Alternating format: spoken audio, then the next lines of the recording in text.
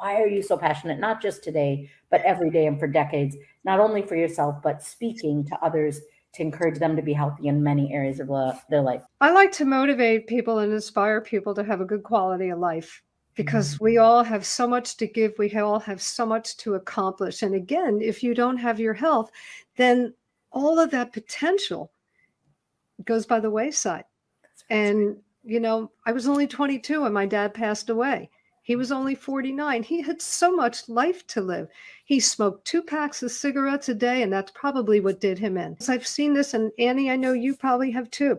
We see so many people who are not living well, and they're not happy because they haven't taken care of their bodies. And it's not a difficult thing to do.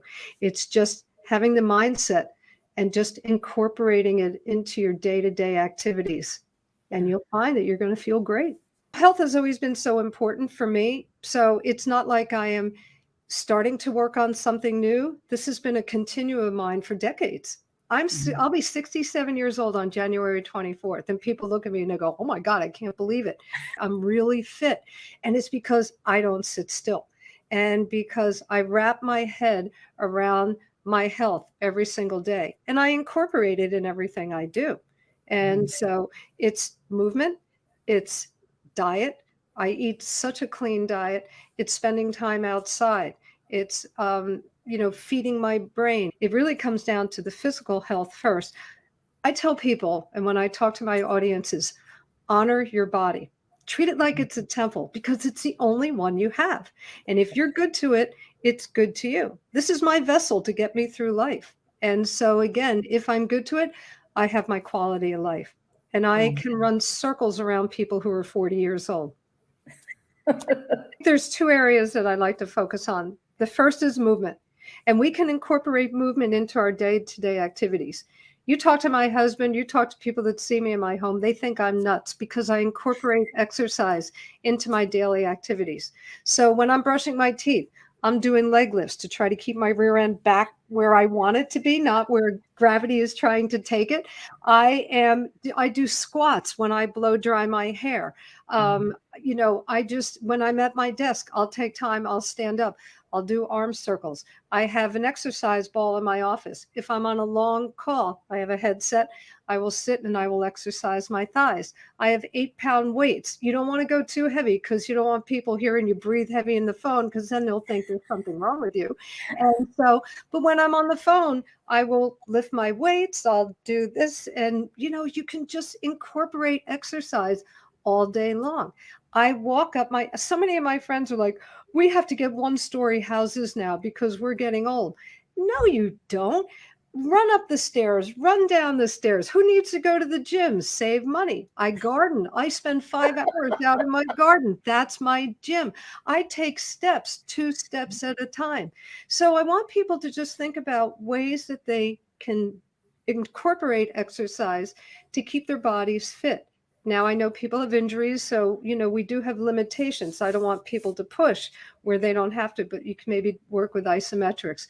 I walk at least a mile a day because psychologically, people get more benefit from exercising outside than they do from inside. So it doesn't have to be going to the gym, dressing in that outfit that everybody's going to look at you in, and oh my God, I got to get on the elliptical and I got to do this many. No, don't pressure yourself. Just relax, go with it. Just keep moving in any way that you can. Then the second pillar is diet. And you are what you eat. And there are certain things that just are not good for the body. Sugar is one of them, because sugar actually hurts the immune system. It actually causes inflammation in the body. And so I found when I eliminate sugar, when you eat it again, you suddenly realize how toxic it is to your body. If I go someplace special and there's a wonderful dessert, I will eat it. And then I won't eat sugar again for you. So you should have grace and don't be quite so rigid. Go easy on yourself. And gradually, even with exercise, I do 20 to 30 push-ups a day. And I don't do the regular push-ups on my toes. I do the modified where they're on my knees, because I know what my limit is. But it was amazing to see the difference in my arms. Now, when I first started off, I could get through 5. And then the Yes. next day, 6. And then the next day, 7. So again, go easy on yourself, and you'll be amazed when you see how you can build up to this. If you find that your energy is getting low, we have a circadian rhythm of the body.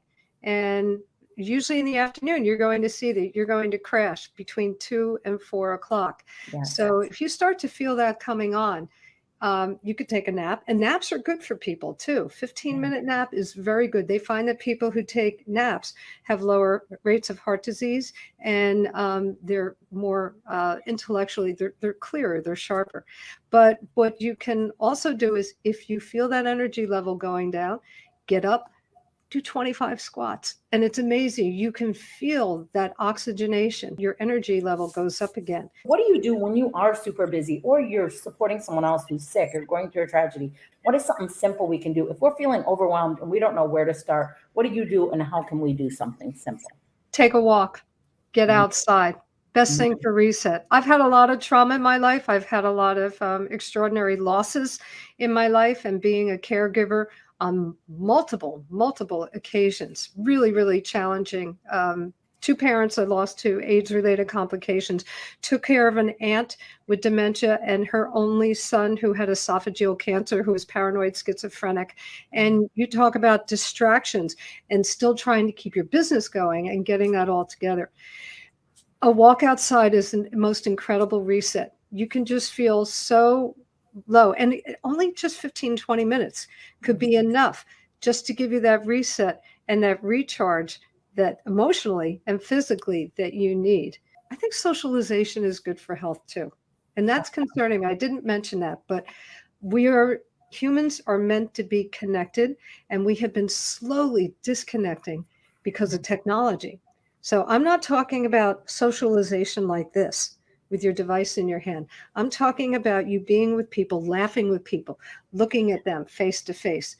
Is your health something that you get by choice, by chance, or by circumstance? I think it's a combination, definitely by choice. Number one by choice, but there's also genetics. And so there are certain things that we don't have control of, but there's a history of esophageal cancer in my family. And I made a choice to stop drinking alcohol when I was 30 years old because I started to get the symptoms of the severe heartburn. And so you can take what is given to you genetically, but you can try to do your best preventively. We don't always have control over it. We don't have control. I don't want you to beat yourself up because you've gotten certain things. But heart disease, my dad died on a tennis court when he was 49 years old of a heart attack. So I don't eat red meat. I've done things to maintain my cholesterol and things like that. So there are things that are handed to you, but you can have control over them.